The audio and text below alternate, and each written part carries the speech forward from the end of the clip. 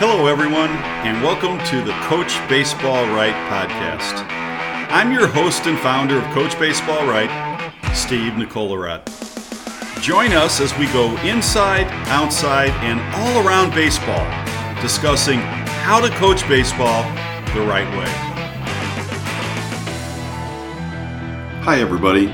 Steve Schlanger with Coach Baseball Right. If you are considering how to improve your organization, facility, or league, consider our organizational league facility certifications. These certifications are extremely affordable and you can choose from 3 different levels. Level 1 is our most affordable certification that starts with just your administrator getting access to our pro membership resources. And then all of your coaches can be put on the same page by using our rookie membership resources. Level 2 certification gets all your coaches in your entire organization using our pro membership resources together. Level 2 will help your coaches teach and develop consistently throughout your program.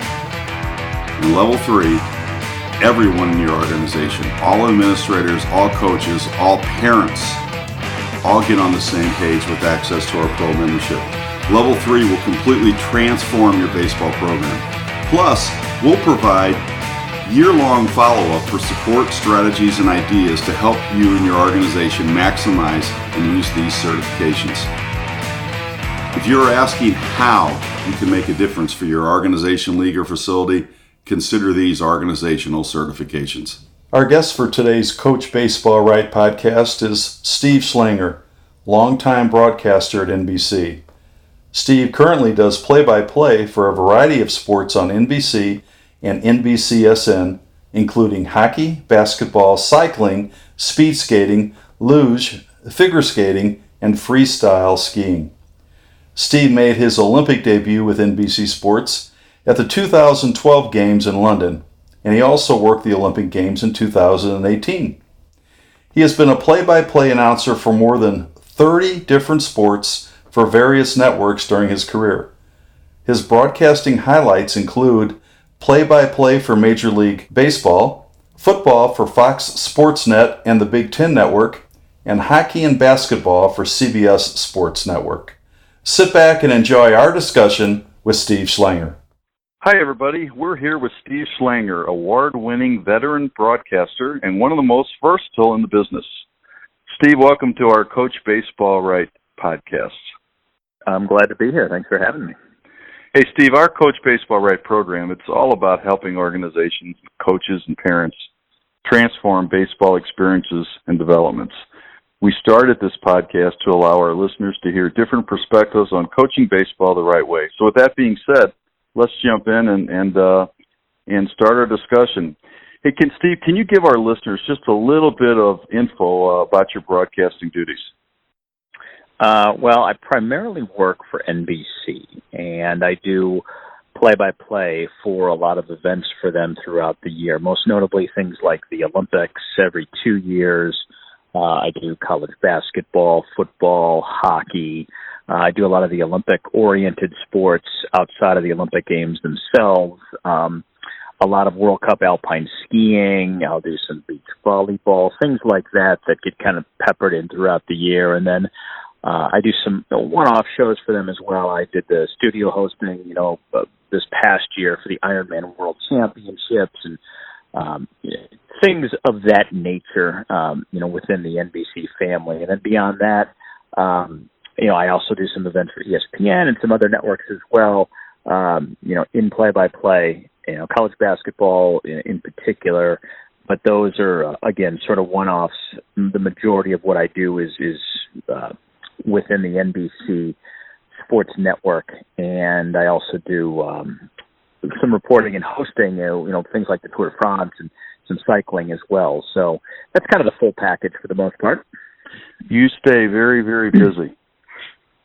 I do. It's pretty much a year-round endeavor. I guess like any job, really. I do have times where I get a little more downtime than others. But there's also times where I'm gone for several weeks in a row. So it kind of, comes in chunks in the calendar. It doesn't always lay out perfectly, but that's just kind of the nature of the business as well. Hey, can you give us a little bit about your journey, maybe some specific events or people that helped you get to where you are today in your field of broadcasting?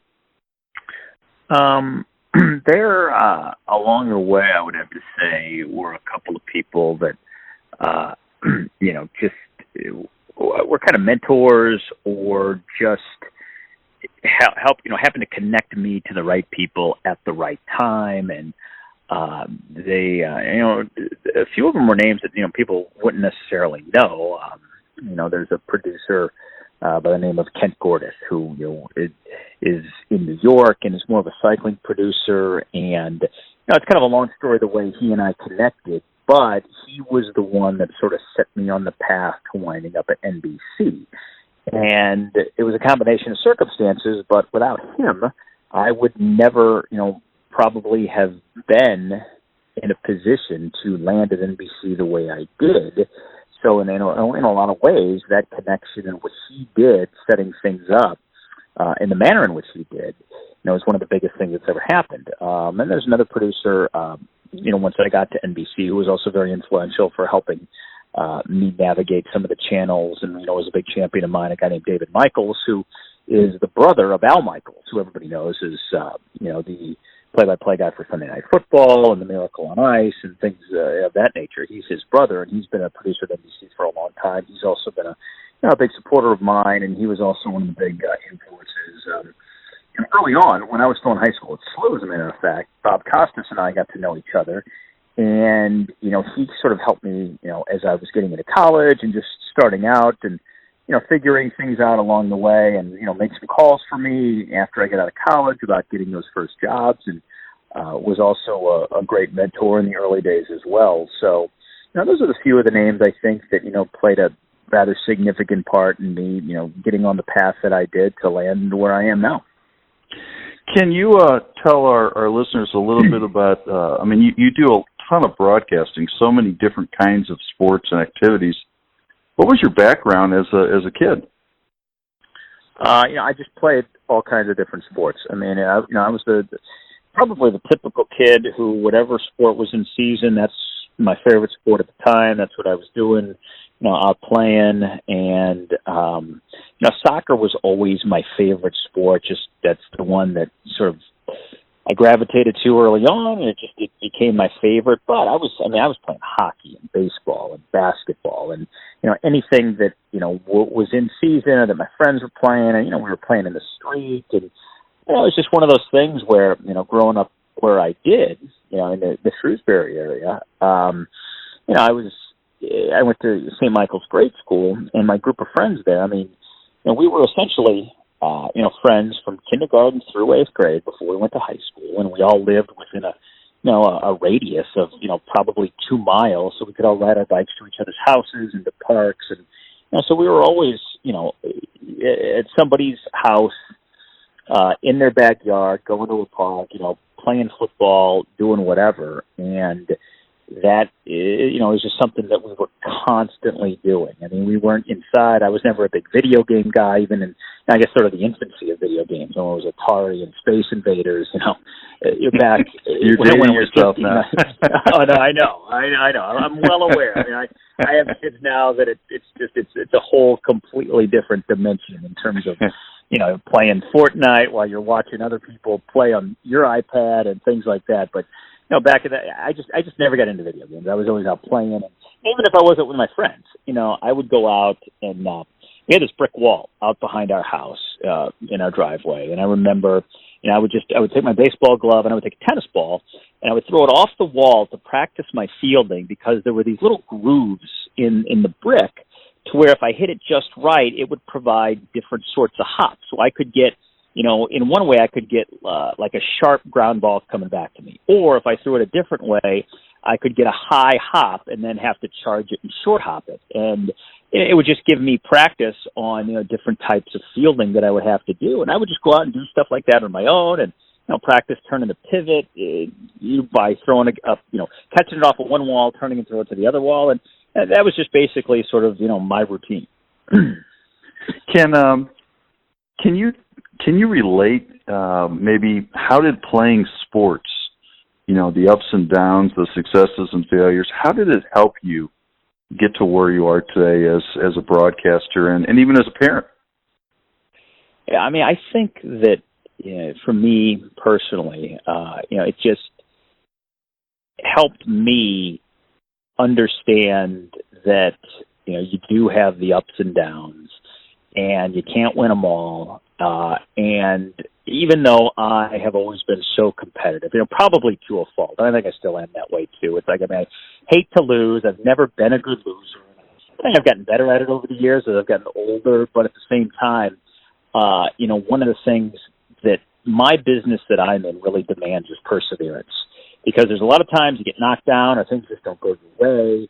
And being the type of personality that I am, I always like to push through something. I always like to feel like, what, if I'm prepared, if I'm organized, if I'm on top of of all the details, I should be able to make things work out. Well, in life, and in particular in my business, you can't always do that. You may dot every I and cross every T, do everything just right, and you may not get the breaks, or things in certain situations may not go your way, and there's just nothing you can do about it.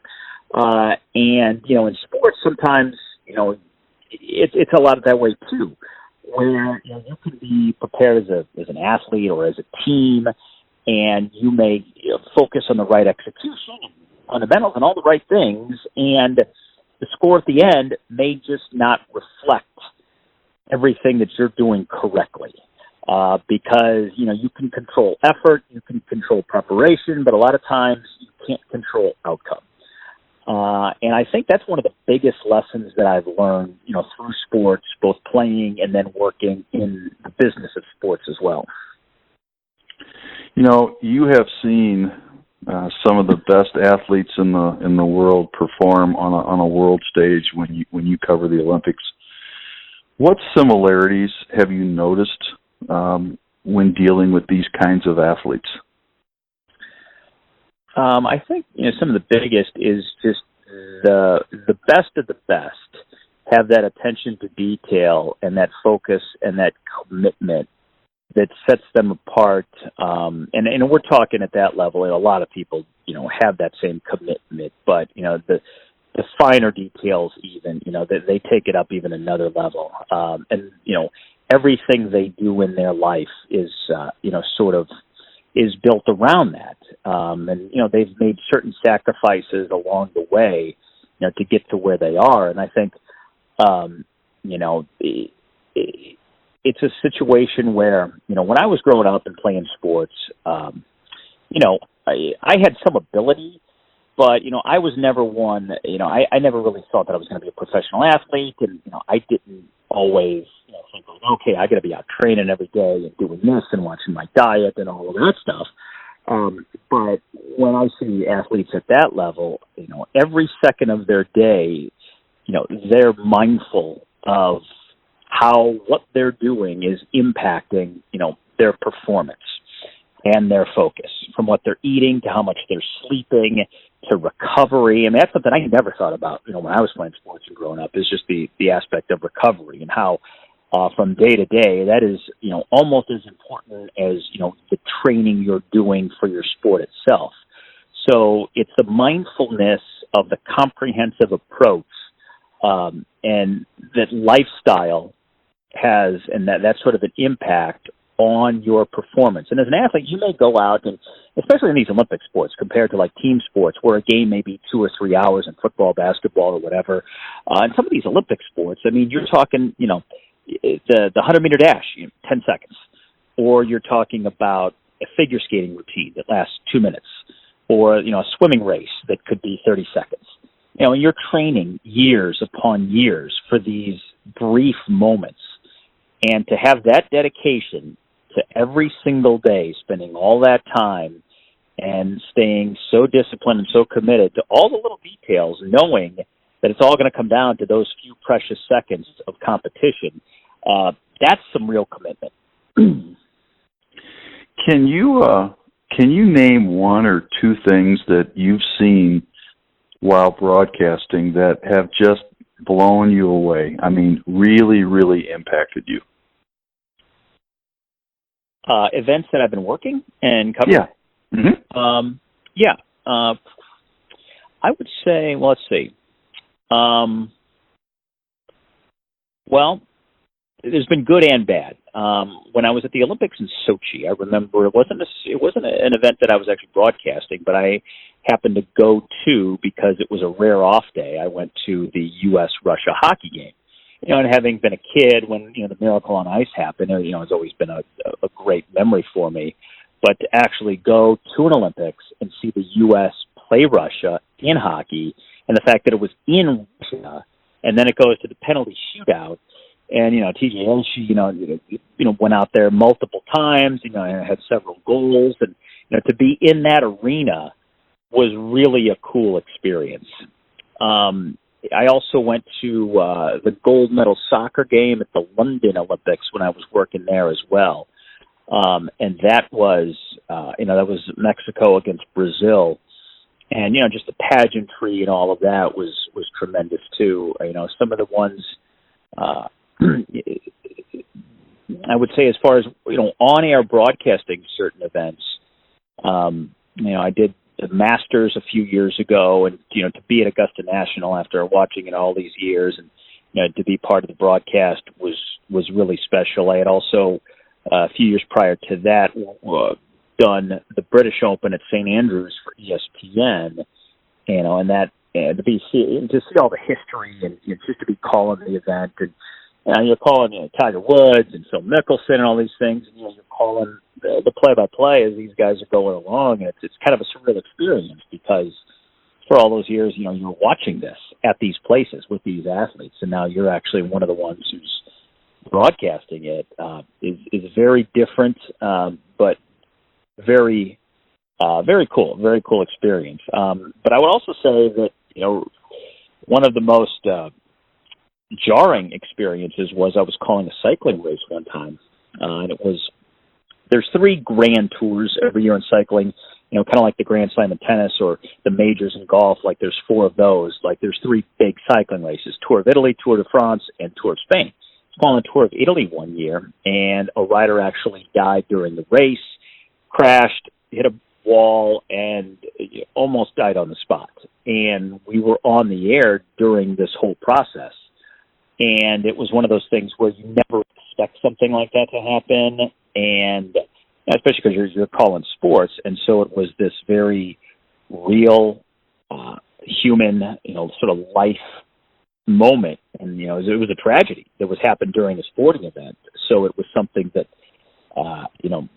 really sort of hit me in a bizarre way. It was kind of emotional, but you're still kind of on the air, and you got to go on with the show, so to speak. And so it was, I would say the opposite end of these other events that I'm talking about, of how you have to handle it in a certain way with a certain approach and tastefulness, while still sort of maintaining the composure of the moment to be on the air. So. In answer to your question, I've seen sort of like both ends of the spectrum when it comes to those sorts of things. And it certainly puts things, that kind of experience certainly puts things in perspective. Right. Let's kind of head over to your role as a parent now. You have how many children, and what do they participate in? I have 2. My daughter is 15. And she's a big soccer player. She's, that's her number one thing. She's in high school. She'll be a sophomore. She plays soccer for high school. She plays, club soccer as well. Also plays field hockey in high school too. That would sort of like is her secondary sport, but soccer is definitely number one on her list. My son is going into 8th grade. He's 13, and he's a big basketball player. He's also played soccer a little bit too. But, he's definitely, basketball is declared number one for him. Over the years, they both played, several different sports. But in the last probably 3 to 4, each sort of, naturally kind of found the ones that they liked the most. And now they're kind of, getting settled in those. What is it that parents don't know that maybe they should when you think of, high-level sport participation? I think, to me, most parents probably don't realize, I think there's a couple of things. One, I think that parents are a little extreme when it comes to what they expect of their kids and what they think is going to happen, in the future. And I think that parents today are, in some respects, are just out of control and crazy. And you see them at games and the yelling and the screaming, and they lose perspective, assuming that they had it going in, that their kids are on this path to becoming professional athletes when they don't understand, just what that means and how few make it. And, if you stop it to think about it, it's pretty clear, but they get so wrapped up in the moment that they forget about it. The kids themselves are not fully developed, and, they're, for the most part, doing the best they can. And so, there has to be this level of enjoyment. And I think that gets taken away from kids sometimes when parents, kind of go overboard and are too excessive. I think that, the kids that are most successful, and, a lot of even, the professional athletes, the ones that do make the pros, is, they came along and they played different sports, a lot of them, and they were allowed to just go out and play. And it wasn't always, in an organized fashion. They didn't have to have high-level training like all the time, and even if they did, they were allowed to enjoy it. And there wasn't this pressure to always perform at every moment by the parents. And you know what? When you get to a certain age, there are expectations, and coaches and teams, rightfully have certain expectations, and you should be, growing and evolving. But at the same time, I think what the parents should do is they should be the counterbalance to that. They should be the ones who, after the practices, after the games, are there, as a support, is an emotional sort of shoulder for the kids, because, the parents aren't the coaches in that regard, especially when you get to that level. And the parent-child relationship is more important than the athlete, / parent relationship. And so I just think that there's too much getting lost in that moment of trying to get to some level that is really unrealistic. And I think that, when I do games, for instance, if I'm calling like a college basketball game or a football game or whatever, and I'm doing my preparation, and this happens all the time, I'm going through bios of the players on these respective teams. And, these are Division I teams. And you look at some of these players, and you see their accolades, going back to high school.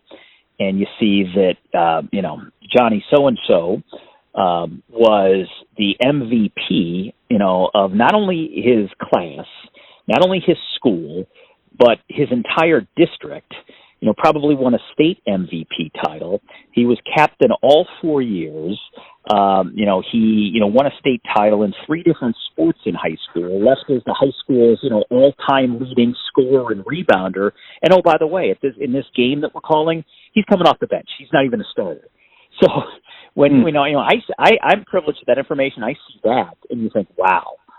My big thing is, I not to lose the years of, enjoying and being around your kids and, letting them have fun with the sports, because if you spend all this time pressuring them and do this stuff, and all of a sudden they get to this point where, they sort of get blocked out of the sport because they've reached the end of the line, then you've lost all this other time with them. So to have that perspective early on, I think, is a valuable tool.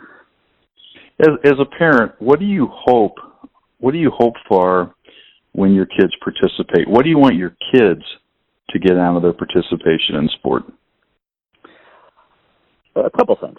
First of all, I want them to, enjoy what they're doing. Enjoy the sport, enjoy being around, their teammates and, their friends, because, a lot of them are playing with their good friends with some of these teams. But I think, what I also hope that they get out of it is the concept of what being a part of a team means, the sacrifice, getting along, working together, accomplishing a goal, figuring things out, troubleshooting, I think things like that. And also, just working at a craft, something that they enjoy doing, finding a way to get better, taking direction the right way from their coaches, and just, continuing to evolve and improve, and doing the best you can with it, and learning all the lessons that you do along the line and things that we've been talking about. I think that's, really, to me, that's the most important thing, because again, they're probably not going to be professionals, but there's so many, valuable lessons, life lessons that come out of this, that I think, really apply beyond sports. I was talking to an assistant coach not too long ago, last season, prior to the hockey game I was doing, and he had played for the coach, and he was a first-year assistant, but he had never been coached before, and he had finished playing, relatively recently, and he told me a story about how, during, the early practices for that particular season, and even in some of the games, things, players were making mistakes, things weren't necessarily going right, and he would always be going to the head coach saying, "Oh, we got to fix this, we got to tell him this, we got to tell him that," And the head coach, who was a seasoned guy, had been around for a long time, was a veteran, kept saying, "No, in certain cases, we're not going to step in on this. In certain cases, you've got to let them figure it out." Because, and his point was the fact that you can't always tell them what to do in certain situations. You have to let them be, or you have to put them in a position, in an environment, to where they can make the right decision. You can't make the decision for them, even though you know what that right decision is. You have to let them sort of like troubleshoot and figure it out on their own, so when it comes time to make that decision again, they know how to make that decision, as opposed to just always stepping in and say, "Okay, this is right, this is wrong." So I think that's sort of a process that you can apply to life as well, and it's just one of the things that they learn along the journey. Hi, everybody. If you are considering how to improve your organization, facility, or league, consider our organizational league facility certifications. These certifications are extremely affordable, and you can choose from 3 different levels. Level 1 is our most affordable certification that starts with just your administrator getting access to our pro membership resources, and then all of your coaches can be put on the same page by using our rookie membership resources. Level 2 certification gets all your coaches in your entire organization using our pro membership resources together. Level 2 will help your coaches teach and develop consistently throughout your program. And Level 3, everyone in your organization, all administrators, all coaches, all parents, all get on the same page with access to our pro membership. Level 3 will completely transform your baseball program. Plus, we'll provide year-long follow-up for support, strategies, and ideas to help you and your organization maximize and use these certifications. If you're asking how you can make a difference for your organization, league, or facility, consider these organizational certifications. Sometimes it seems that on a team, especially when we get to be competitive in high school and college, if a boy's not playing, it seems that some of our parents don't think the experience is worthwhile. And what I found is that some of the most worthwhile experiences come to the kids that actually aren't the stars. They're the ones that are in the background that may not even get much of an opportunity, but they're always playing for the other kids, pushing the other kids. They're playing without any guarantees. They're the kids that later on in life become the backbone or the successes of other endeavors. And I wish more of our parents would be open to the idea that something can be gained even if the kid's not, quote, playing or he's not the star. Right. I think that, you're a part of that process. And, look, everybody wants to play. Everybody wants to be involved in the most significant way possible. But sometimes, being able to sit back and observe certain situations is a very valuable opportunity that may not manifest itself in that moment, but later on down the line, and, potentially more substantial moments. And, it's something that I tell my kids too, is when, they're not getting necessarily a lot of playing time in certain situations, the time that they get in training and in practice is their playing time. And that is just as valuable, if not more valuable, because that's, where you get to prove yourself. That's where you get to figure things out. And that's a valuable part of getting to, that next level that they want to get to. It doesn't always have to be in a game. Sometimes take those moments in practice, in training, and consider them to be your playing time, to be your game, and to make your mark. Don't always think of it as, well, this is just practice and it doesn't matter. I mean, every time you step on that field, every time that you're out there, it does matter. And I think that kids that are in those situations, that are fighting for their spots all the time, can see the value in that, whereas some kids who, let's say, just maybe have natural talent and always know that they're going to be a starter, they don't take those opportunities as seriously, and they can kind of coast because, their talent has afforded them that, whereas other kids really need that. And, again, somewhere down the line, that's going to be a very valuable tool for them and experience. Hey, as a parent, can you give me some of your, basic expectations of a coach? A coach of coaching your own kids. What do you hope to see in that coach? Well, a couple of different things. I think that, I like to see a coach who, knows what they're doing in terms of, the latest tactics, first of all, from, whatever sport it might be, who, is sort of like teaches the modern game, and has a sense of what tactics work, has a comprehensive feel for, the different elements that can make a team successful. And, when I say that, I mean, like, okay, they have the tactics, but then again, they can take the talent that they have and not only make them better, but, adapt their system to the talent and, make the team successful, not just be, stubborn in a sense of like, they're going to play, their game no matter what kind of talent they have or whatever the situation, may call for, that they have that flexibility. But I think that, the most important thing is that, they really do, that they care about the kids and the teaching process, that, they care about them as individuals, as athletes. They want them to get better, but they also want them to enjoy the experience because, if they're not enjoying it and it just becomes a chore, then nobody benefits. I mean, the team doesn't benefit, the coach doesn't benefit, and most importantly, the kid doesn't benefit. I was talking to somebody not too long ago who was saying that, one of the differences between, some of the coaches that he finds in the U.S. For soccer, in particular, versus some coaches in Europe. And the point of the conversation was, the difference between why soccer over in Europe, and young kids seem to be so, developed at a greater level early on. And, it's open for debate, how much that exists, in between the U.S. and Europe. But the point was that a lot of coaches in Europe, are just teachers. They teach the game and they care about the kids and learning and improving. Whereas sometimes he finds that coaches, in particular at some of the, the high level clubs in different sports here, they care about winning. And sometimes they just get their group of kids together and they coach to win.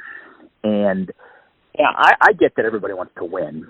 And, there's a certain element to that. But I think when it comes to kids at a certain level, I think teaching them and developing is more paramount than just winning. And I think it's hard for a lot of people to grasp that. And I think that, sometimes it's lost on folks. But at a young age, teaching the game, teaching things the right way, and allowing them to grow is more important than just being on a team that wins. And again, I understand it's hard for some people to get their head around, but, for me, that's one of the most important things. And we have a lot of youth coaches that will be listening to this podcast, and that is a great piece of advice there. I hope it doesn't slip by anybody, especially at the youth level. I mean, the experience, teaching them how to play the game well, teaching them how to make people around them better. Those are skills that are really, really important, and more so than the final outcome. Hey, how does yeah. Go ahead. I'm sorry. No, I was just going to say, I've always thought it's like, and giving kids the freedom, or putting them in a position to where they can make a contribution and feel valuable in that. Like, when I was a soccer player, I wasn't always the biggest goal scorer, but I prided myself on the fact that, for whatever reason, sort of like my value and what I could bring the most was I was an assist guy. I could always set up guys to score. I was sort of like a ball handler. I wasn't always the fastest, but I could make the pass that would set up a guy to score. And to me, I'm like, that's great, because as long as we were getting the goals and as long as, we were being successful in that way, I was making that contribution. And, and you can apply it to any different sport, the blocker in football, or, the point guard in basketball who doesn't score a lot, but, dishes out all the assists. It's, to put kids in a position to where they feel that they're valuable, and making that contribution, I think is really important and really critical. Hey, Steve, as a parent, as a former participant, as a current broadcaster, what are the biggest concerns today facing sports? At the youth level? Yes. I think it's kind of some of the things, we've talked about here, in the sense of there's so much pressure and so much specialization at a young age. And I know it's probably not a new concern, but, I see it a lot in, with some of the stuff even my kids get in. And it's, the whole pay for play concept, is really a tough road to go down. And it blocks out a lot of families and a lot of kids from being able to participate. And, it I think prevents the identification of, some really potentially talented athletes as well. And when I was growing up and playing, for instance, CYC sports were, the biggest thing going. And I played CYC baseball and basketball and soccer, kindergarten through 8th grade. And even though I also played some select sports as well, CYC was still some of the best in terms of, teams and games that I enjoyed, and, playing with my friends and all that. And I look around today, with my kids, I mean, if you're in 6th or 7th or 8th grade, CYC soccer almost doesn't even exist, because if you're not playing for a select team by then, it's almost like the sports bypassed you. It's almost like the opportunities aren't there because everybody gets funneled into the select programs and the travel teams and the demands on the time and, again, the pressures. And it becomes this business. And the business of youth sports is becoming almost out of control, in the sense that you're sort of like losing sight of what the original purpose should be. And anytime, you get money involved and there's people that can make a profit off things like this, you're going to just see it continue to grow. And I'm sure a lot of people are well-intentioned when it comes to these things, but the kids, I think, wind up suffering because, they may want to still play different sports as they're growing up and, as they approach high school, but I think they're pressured away from it because their friends are all picking sports and, trying out for select teams here and there. And there's nothing wrong with that. But when you start to feel like that's your only option, and if you don't make a certain select team, or if you get into a club system and you don't make a certain level within that system, and you feel like somehow you're a failure, I think that's the biggest problem, is that you see kids who may be able to, that's another thing too, is the fact that, when I was playing, you went out and you tried out for a team, and you either made it or you didn't. And if you didn't make it, you didn't play for it, and you went and played CYC or something else. there's really no such thing as select sports anymore. You can always play. So there's always going to be a team if you're willing to pay for it with the club system in all of these sports. It's just they have so many of these different tiers. So you can get into that club system, but if you don't make a certain tier, then as a kid, you're, again, kind of considered you're failing in some regard. And that's, I think, the worst possible lesson or thing that comes away from this, because kids develop at different rates. And the kids sometimes that are the most successful when it comes to these sports don't develop until later. And because the bodies and just the biology, you may have a kid who just blossoms later physically or just mentally figures it out later. But if they're told at an early age that they're not good enough for something, they get discouraged and they don't stay with it. And that, to me, it's a failure, for on the part of the system, and it's a loss for the team. But the biggest problem is the loss for the individual, because they shouldn't be discouraged because of something like that. And, the system that we have today, I think, discourages more than it encourages kids to stick with something and to enjoy it along the way. Yeah, there's no doubt that the kid that persevered 25 years ago in sport, that maybe wasn't a starter at first, that hung with it, battled his way to finally get his shot and really became something, those kids are less and less today because it's too easy to do something else that is a little easier to do. Like, I'll just quit this and play another sport. They're looking for players over in rugby or lacrosse. Right. And the good news is, we have these great options for our kids. It's awesome. The bad news is that we take away the real opportunity to persevere through something that's difficult. That happens less and less. Yeah, no, I totally agree. I think that, that's something that, and as parents, I think this generation, and I'm part of the generation too, you hate to see your kids disappoint. So anytime there's a setback or any kind of adversity, you want to immediately turn to something that, is more positive, or that gives them some kind of encouragement, instead of saying, hey, you know what, you got to put your head down and work through this. This is something that you just have to overcome. And I think that it's, sometimes it's tough to do, for a parent, and, for a kid, it's sort of like uncharted territory because they may be going through it for the first time. But, that's a valuable thing for them in whatever sport they're playing, and something that'll benefit them, in life too. I mean, I've gone through it with my daughter too, where she loves soccer so much, and, she's found some setbacks and some obstacles, but to her credit, she's not given up. I mean, she's fought through them, and she's found ways to, get better, and to find, outside training and things that we didn't even push her into. But these were things that, she came to on her own. And, as a parent, that's what I'm most proud of, the fact that, that she identifies these things on her own and finds a way to have that resilient side, to persevere. I'm more proud of that than I am of anything that, she actually, accomplishes on the field itself, because I think that's just more valuable. Hey, Steve, if you had one thing to say to players and parents, if you had the chance, what would it be?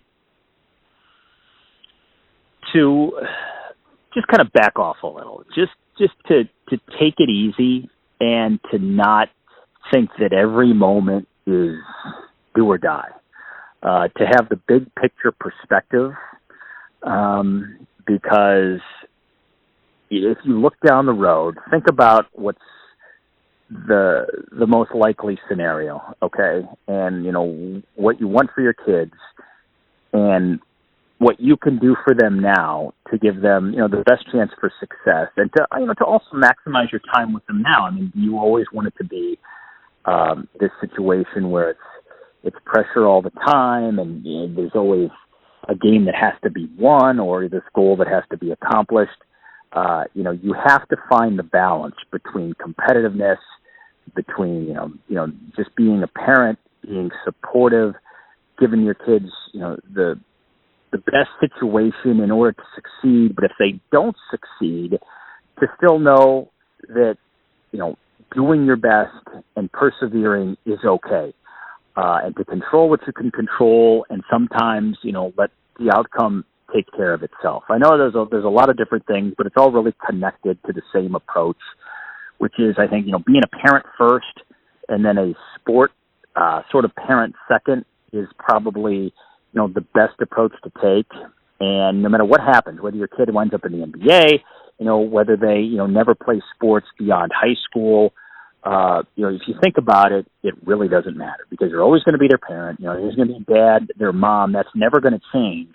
And the relationship that you have with them as the parent is the most important thing. So, don't lose that along the way by getting caught up in the minutia of, the daily sports grind that, you can easily fall into at a young age. Hey, Steve, thank you so much. Really some great advice, and I know it's really going to be beneficial to our parents. Thank you for your time tonight. I really, really enjoyed our conversation, and I wish you the very best in the future. Anytime, Coach. I appreciate it. Thanks for having me. I hope you enjoyed our conversation with Steve Schlanger of NBC Sports. It was fun getting his insight on high-level athletes, the passion and commitment that these athletes must have to compete at the Olympic level. And it was also great hearing his thoughts on youth sports today from a parent's perspective. Steve specifically talked about pressure young athletes face today, the balancing act of parents who have children playing sports, and his concerns with the pay-to-play sport mentality. Thanks so much for listening, and I want to ask everyone to please share the link to this Coach Baseball Right podcast episode on Facebook and Twitter.